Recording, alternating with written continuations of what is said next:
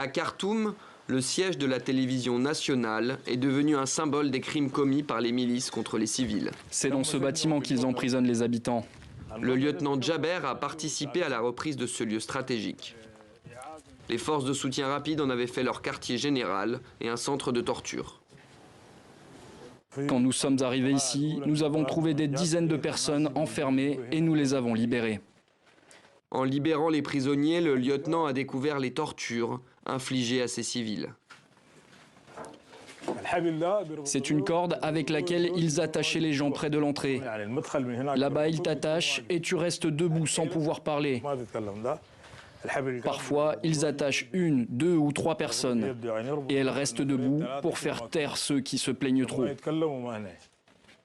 Dans cette petite cellule, plus de 40 personnes étaient entassées les unes sur les autres. Les lieux portent encore les marques laissées par les victimes. Adam Ali Moussa était l'un des prisonniers retenus au siège de la télévision. Les forces de soutien rapide l'ont accusé d'être un espion de l'armée soudanaise. Nous ne pensions plus à la vie. Dans cette situation, quand tu vois ce qui arrive à tes amis, tu sais que tu seras le prochain. Beaucoup sont morts et quand tu meurs, ils te jettent dans le Nil. 3 ou 4 prisonniers sont morts devant moi, personne ne t'enterre à ce moment-là. Moi aussi, j'étais comme eux, battu tous les jours, j'étais vraiment mal en point. Sur son corps, Adam Ali porte encore les séquelles laissées par ses tortionnaires. Ils nous ont frappés avec des câbles électriques, des bâtons, des cravaches et des fouets. Ils m'ont simplement dit « tu es un soldat », mais je ne suis pas un soldat. Le cas d'Adam Ali n'est pas isolé.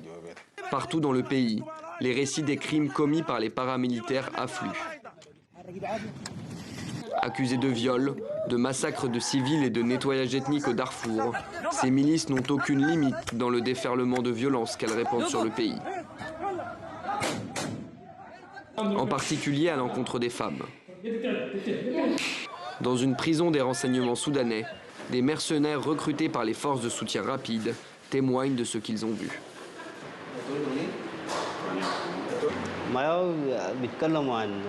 J'entendais les miliciens se vanter des viols qu'ils commettaient contre les femmes.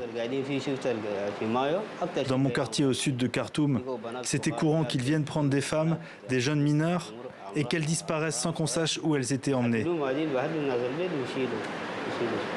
Face aux crimes commis par les deux camps, l'ONU a réclamé début septembre le déploiement sans délai d'une force d'intervention extérieure pour protéger les populations civiles.